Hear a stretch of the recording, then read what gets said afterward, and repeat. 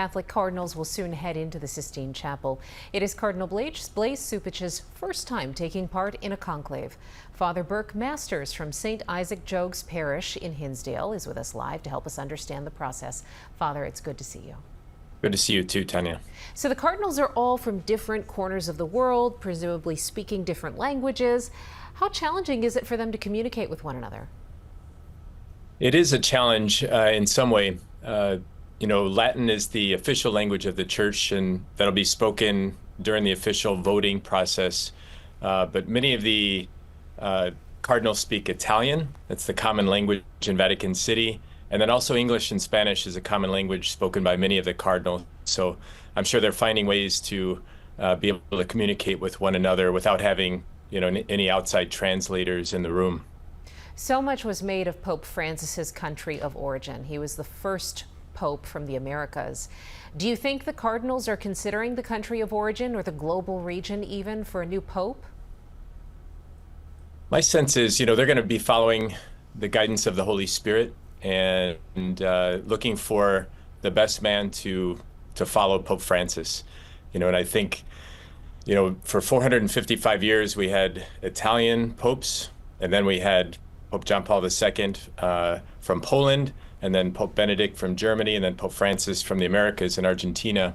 It'll be interesting to see if it goes back to Europe or if another region will be selected for the next Pope.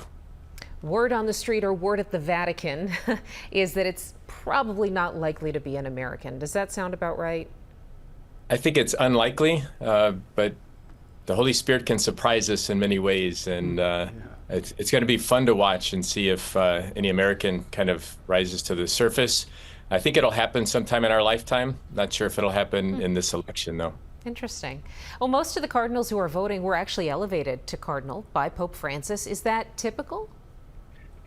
He has appointed a larger number of cardinals than we've seen in the past. So 80% of the cardinals that are voting have been appointed by Pope Francis. And one of his goals, I think, was to kind of spread out the representation of the cardinals around the areas of the world. There's some countries and dioceses who never had a cardinal before that do now. And so I think the world is probably better represented in this conclave than it has been in the past. Father, before we let you go, can you shed a little light on the sacredness, the secrecy, the importance of the conclave process? Sure.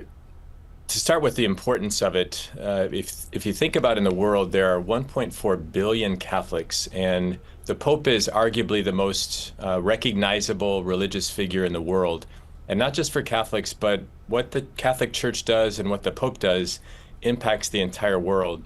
And so what will happen, the sacredness of this is so important that they are, locked in the Sistine Chapel, no outside influences. And I think it's so beautiful to see this continuation from, he's the successor of St. Peter, and this process that has been carried on throughout the ages continues to this day. And so I think for all Catholics and for all Christians out there to pray for this process, that the Holy Spirit will elect the person that the Catholic Church and the world needs today.